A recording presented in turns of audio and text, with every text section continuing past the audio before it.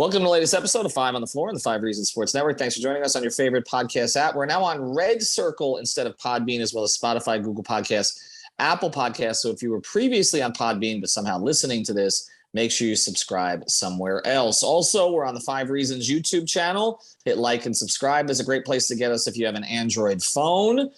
But also you get all of the other content that we provide, including all of the Dolphins content. Check out David Fernandez and others on the pre and post game shows. Also, check out fivereasonsports.com. Spell that one out. Latest content without a paywall. Great article by Marco Romo on there right now about Udonis Haslem.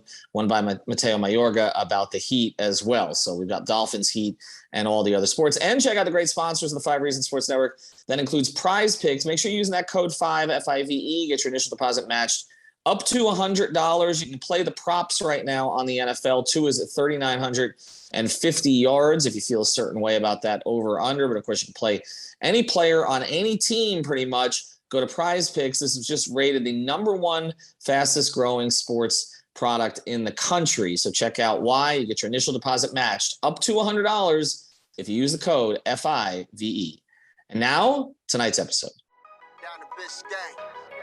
Yeah, 5 on the floor, ride for my dogs. Where here's the thing, you can check the score. Hustle hard, couple scars, wearing bubble frogs. Just like Butler said, you in trouble, y'all. Kept the floor playing, got it all band. Y'all seen the block, stop with one hand. And Pat we trust, it's power, have the guts. We're here to bring the heat, y'all can hang it up. Welcome to Five on the Floor, a daily insider show on the Miami Heat and the NBA, featuring Ethan Skolnick, Greg Sylvander, and Alex Toledo, plus others from the Five Reasons Sports Network. All right, Ethan Skolnick back on Five on the Floor. Here's today's floor plan. I got Alex Toledo. You can follow him at Tropical Blanket. I've got Brady Hawk. You can follow him at Brady Hawk 305. Greg has the night off tonight. He'll be back starting next week. We're going to take one of the suggestions from our Off the Floor feed. If you're not subscribed to Off the Floor, it's free for the first week. It's $3.05. You know why.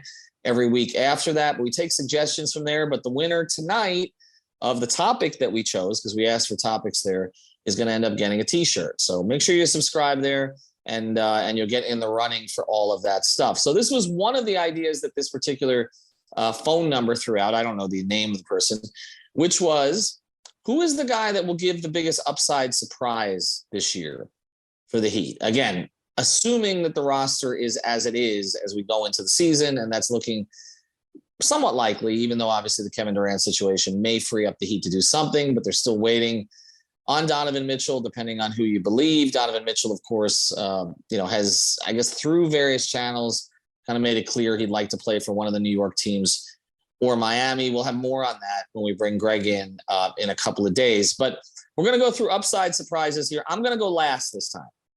Okay, because I always get accused of choosing Alex's. So I'm going to go last. We're going to let Alex go first, which now he's going to tell me that I'm putting him on the spot. Brady will go second. I'll go third.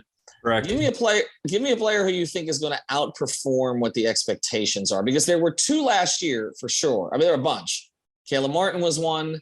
Max Strus was another. Gabe Vincent was another. I think we clearly can say all 3 of those guys outperformed expectations to be essentially rotation players, and in Strus's case, a starter, and Vincent's case, a spot starter. Who's your choice for this year? So I think to make it a little bit easier to answer this question, I'm going to narrow the pool down to role players, right? Not necessarily like who I think from their main core guys is going to take a big jump.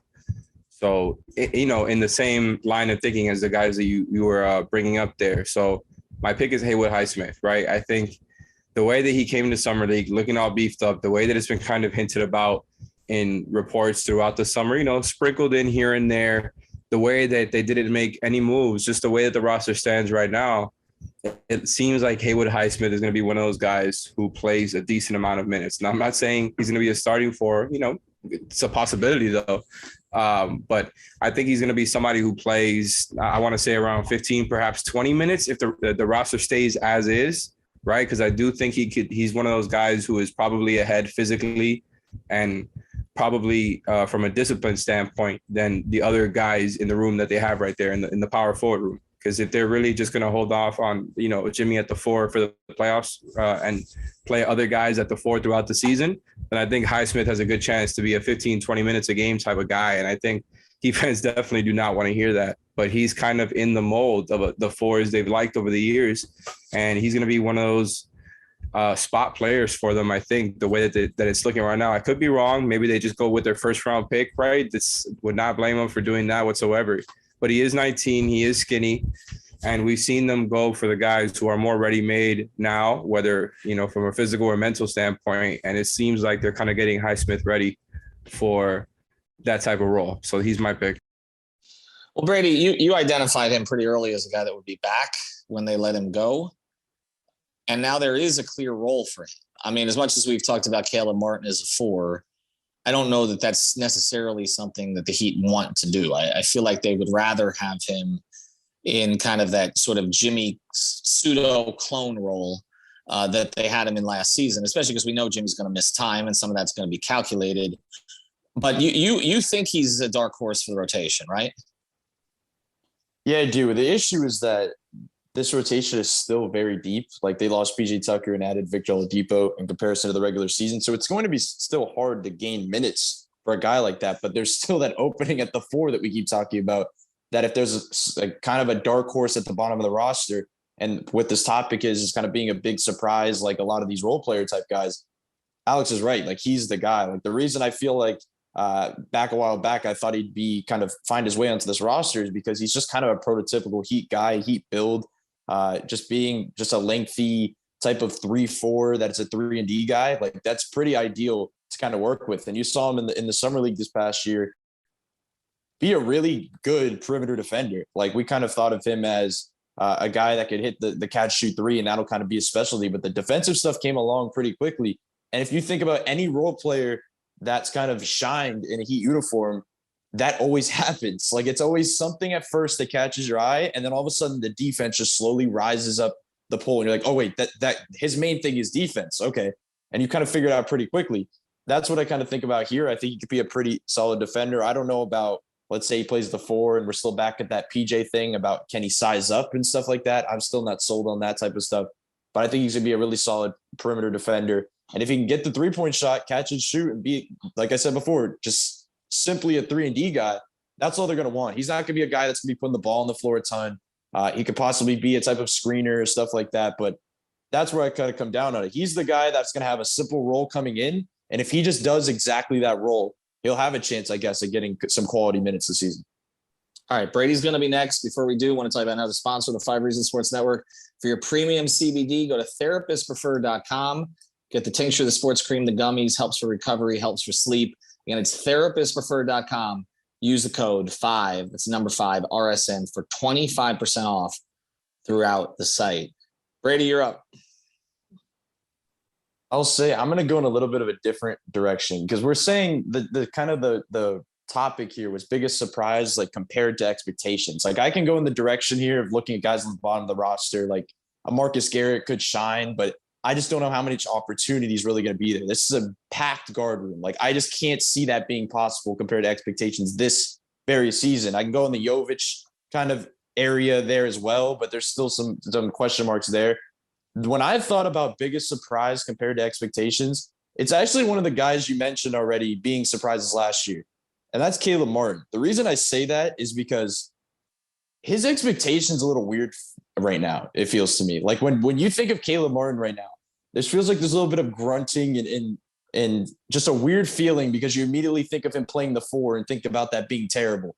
Like, there's a weird kind of surrounding piece to Caleb Martin right now where I think, like, honestly, he's the guy that I think is going to catch people off guard a little bit this season. And if it's at the 4, it's at the 4. If it's off the bench, playing next to Gabe on the top of a press and being a dominant defensive guy, I think it could be that. I was looking over some other stuff that we kind of compare stuff and look at the offensive stuff and think about him playing kind of in the dunker spot, being a versatile guy, run the floor.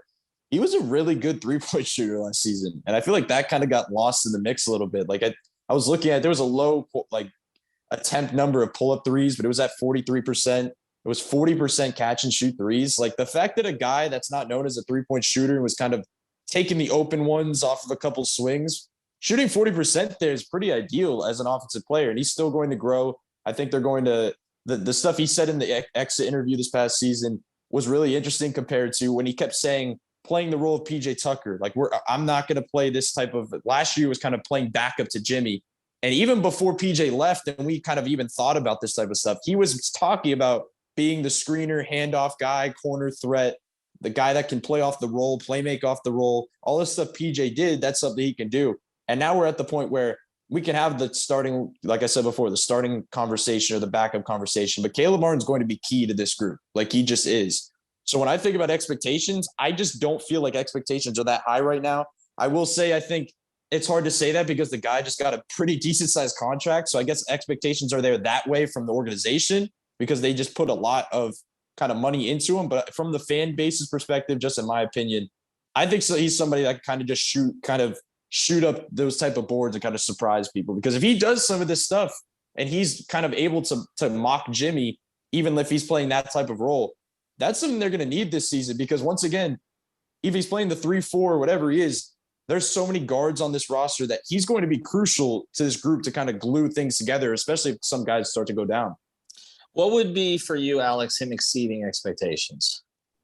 I think it probably would be him putting up maybe gaudier numbers, just with him getting increased minutes at a more consistent level, and him outplaying expectations would be him getting, I think, that athleticism and first step back that we saw he had for most of the season. And I think that would be huge, because I think that's probably, obviously, I don't, I'm not on the Heat organization. I don't know his medicals and his whole health situation. But to me, just, watching those games, I think he wasn't the same level athletically that he was throughout the season. And, I mentioned before that he wasn't, the same shooter that he was, even if it wasn't high volume or whatever, as he was in the regular season in the playoffs. And now, as we were going through it, wanted to look up his lineup data. He was awesome during the regular season as far as lineup data too, right? Like, I just think they were better with him on the floor, just by what it says here, right? And that was kind of surprising, because you would think that more for like their best players, right? Like their best core players, that those are the guys who really have these types of differentials. They are 3 points better per 100 possessions when he's on the floor last season during the regular season than when he was off. Now in the playoffs, it was a completely different story. They were plus 6 point, I want to say 80 something without Caleb in the playoffs, and with him it was negative 4 point something. I don't have the number in front of me. My apologies, but yeah, the story was completely different in the regular season compared to the playoffs. We already knew that, but the fact that the numbers show it to that level is a little bit, it's a little bit tricky to talk about him, right? Because we don't know how he's going to look when he comes back. So that's really what it depends on to me. But I do think like he was such an ideal bench wing for them. And I think he's more than qualified to be in that position again. And it wouldn't be surprising if he plays a good amount of minutes at the 4, even if he's not starting there. So I'm glad they brought him back.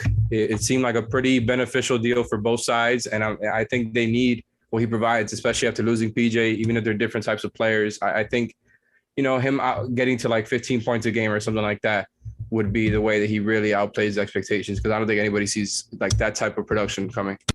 All right, you guys have left me a lot on the board, so I'm going to go through it when we come back. If Cabot were a novel, it'd be about coming of age. Cabot Exterior Stain protects the true character of wood for beauty that lasts. Cabot, trusted by pros for over 140 years. Available at a retailer near you. I want to tell you about one more sponsor here, our friend Mark Brown. Go to marcbrownpa.com. Fan of the show, also a big fan of the Heat. But also you should be a fan of his if you want to get your finances in order for if something happens to you. Make sure you have an estate plan for your family. You reach out to Mark. He'll go through it all with you. He's based in North Lauderdale. He can serve the entire area. He's right off of Cypress Creek. And Andrews, 954-566-5678, 954-566-5678. He also can help you with your closing. I just saw he just closed on a new house himself. So he did it for himself. He also did that for me a couple of times. Reach out to Mark Brown at markbrownpa.com, 954-566-5678. Okay, there's a lot of ways I could go here, okay, because I feel like in a certain segment of the Heat fan base, expectations are down for a lot of people, okay? I think there's an expectation that Bam will never get better. I hear that, right? Like he is what he is offensively. I disagree with that expectation. Okay. But I'm not going to go with Bam, but I could go with Bam. I feel like there are some who basically believe that Tyler Hero maxed out in the regular season. And then when he started to see better coverages or more different kinds of coverages in the playoffs, he couldn't adjust to it. So I think that if he does end up adjusting to it, that Heat fans will be surprised. And there's an expectation level that's low right there for him. Kyle Lowry, I feel like the expectation level, we've talked about this in entire episodes, for him is low. I feel like there's a lot of people don't think he's going to get his quickness back, that he won't get in shape. And even if he does get in shape, he's too old to stay healthy, okay, and be consistently aggressive offensively. So I could have gone with him. Could have gone with Yurt, who I know you guys devoted an entire episode to. But I'm down to two, okay? I'm down to two. One of them is Victor Oladipo, because it depends who you talk to. And now more of that stuff is starting to come out of the organization to other reporters. I saw Joe Varnon wrote this too. And he's someone who spent a little time with Vic this season. The organization thinks Vic's going to be great. Okay. I mean, that's the guy they're selling to us right now. Okay. When Brady talked earlier about subbing out somebody in the rotation, it is basically Victor Oladipo for PJ Tucker. That's how the organization looks at it for right now. I understand that makes him even smaller, but they are viewing Vic as a core player this year. They did not last year because they didn't know what he was going to be able to provide. So I absolutely could have gone with Victor Oladipo and thought about it. I'm going with Gabe Vincent. I think he's just scratched the surface here. And the reason I say that is because, he had to learn a totally new position. And everything they've put on his plate now to try to get better, he has shown signs of improvement in.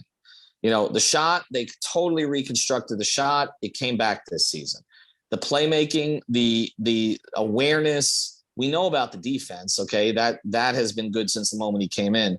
But all of that stuff, him mimicking Lowry on some of that stuff, making the right reads quickly, that got much better as the season went on. I think that there is an expectation that Gabe Vincent is basically a long-term backup point guard in this league. I think he may show this year that he's a long-term starting point guard in this league somewhere. So I'm going to go with Gabe slightly over Vic, but I understand the guard room is crowded, which just makes this, as Brady says, makes this a little more complicated. If I had to ask you guys, which of those two would you say has better chance to exceed expectations? Brady, you'd go with which one? I would personally say Gabe Vincent, because when I thought about Victor Oladipo, I personally feel like a lot of people have high expectations now, just because the Heat have set that bar. Like you just said, they've set it so high and kind of sold it that this is the guy that's kind of putting them over the top, where I don't think the expectations are low now. Like he came in however long ago and he was that initial piece. And all of a sudden he was the late season savior last season. He played well in the playoffs. Like now, I think this is when the expectations are on him, and now it's time that they expect him to perform. Gabe Vincent, on the other hand, like you just said, that's the type of guy that you were just saying be a starter in this league, kind of prove that he's a starter in this league. I think he's going to be a starter in this league for plenty of games this season, because Kyle Lowry, as much as people may want to hate to hear it, is not going to be playing all 82 games. And I don't think he's going to be playing close to 82 games. I think they're going to try to save him as much as possible for the postseason after what we just witnessed with Kyle Lowry kind of burning out toward the end. Gabe Vincent is going to start a lot of games, and I don't think that is a bad thing when you look at it from the Heat's perspective. I don't think they mind that kind of insertion at all, because as we saw even in the postseason this past run, he stepped in and he was great. Like I think we even talked about it before, that the two guys that kind of went up in their numbers from the regular season to the postseason was Jimmy Butler and Gabe Vincent. Like that's just wild. He was just flat out better. He was just absolutely going insane. Like he was hitting shots and he was willing to take the shots. He had a little bit of a rhythm. He was able to get any spot on the floor he wanted to. Like that's a guy that has potential. And as we said, in kind of not to go in this direction of contract wise, as he and Max Strus are on contract years, those are the type of guys that people pay. Like those are the type of guys with high upside, with a little bit of defense, with some shot creation thrown in there, that have some high potential. That just people throw big contracts at. So I think he's going to have a lot to prove for himself this season. It was one thing to get into the league to prove himself. Now it's proving himself to get that payday. So that's why I kind of think I think he very well could outperform expectations. And I think it also should be said that he fits really well with this group. Like he really does. Like the scheme of Erik Spoelstra and the way he plugged in all throughout the season, the way they utilize him is perfect. So I think it's just pretty easy to say that he could be integrated quickly and just really well. You know what's the funny thing about this, Alex, is in the pre-show, we were using this as a way to talk about Duncan Robinson, and none of us mentioned Duncan Robinson. What would be I thought you were going there. No, I was thinking about it, but here's the thing, like, okay, what would be exceeding expectations for Duncan? Simply staying on the roster? I mean, right? I mean, through the trade deadline? Rotation. Just being in the rotation every night. I mean, right. I mean, we're talking about a guy who was a starter last season. I do feel like there is high potential for an upside surprise with him. Like, I think he could definitely be a surprise, because I said on a previous stream before where I said if Duncan's on the roster to begin the season, I felt like he could be getting quality minutes. Like, that's kind of where, if they're going to play and lean offense and go smaller, I just feel like they're going to utilize everybody on their roster. And just because kind of, let's just say, Duncan had a down year in general, he didn't forget how to shoot a basketball. Like, he's still going to be a high-level shooter in camp, and he's going to be competing for spots where I think there's still going to be that level of trust there, as much as people may hate to hear this as well, that I think he could slip in there. Like, I think he'll have an opportunity to surprise people. And if we were talking about, like I said before, kind of surprising compared to expectations, that's a guy that he can do anything right now, and it could probably be exceeding expectations. So that's probably the perfect answer to give for this, because if he comes in to begin the season, has a couple big games, the tide turns on, at least for the moment, in terms of just expectations. Well, and I think we're going to hear a lot at camp about how well he's shooting the ball. That's right. You're going to hear how well he's defending. I'm telling you that right now. You specifically are going to hear it from somebody probably that he's made big strides on the defensive end. He's gotten stronger, and they feel more comfortable playing him in big minutes. That is exactly what's going to happen. It may or may not be true. It might be true, but it is definitely something that we're going to hear. All right, so those were our main picks, though. I did go with Gabe Vincent. Brady goes with Haywood Highsmith, and Brady goes with Caleb Martin. Alex goes with Haywood Highsmith. Greg goes with nobody because he had the night off. Thanks to our sponsors, Prize Picks. Use the code 5 FIVE, therapistpreferred.com. Use the code 5RSN, and our friend Mark Brown at markbrownpa.com. Have a good night. Thank you for listening to the 5 on the Floor on the 5 Regional Sports Network. These days, we're all tightening our belts. But what if your actual belt could earn you some extra cash? On the Vinted app, you can easily sell your clothes and accessories. And unlike many resale apps, Vinted has no selling fees, so you keep every dollar you earn. It's extra cash to spend on a fresh manicure, or gas money for your next weekend getaway, and a drink when you get there. Find extra money in your closet. Download the Vinted app today. The future. So cool, right? All of those amazing new innovations that are going to make life even better. Like, wouldn't it be great to have a car that changes color to match your mood? Oh, wait, even better, your outfit. Buick is thinking about the future every single day. A future built around you, with super smart Buick EVs that can make your life even better. And it's all out there waiting. So let's go to the future together. Join us at Buick.com/future.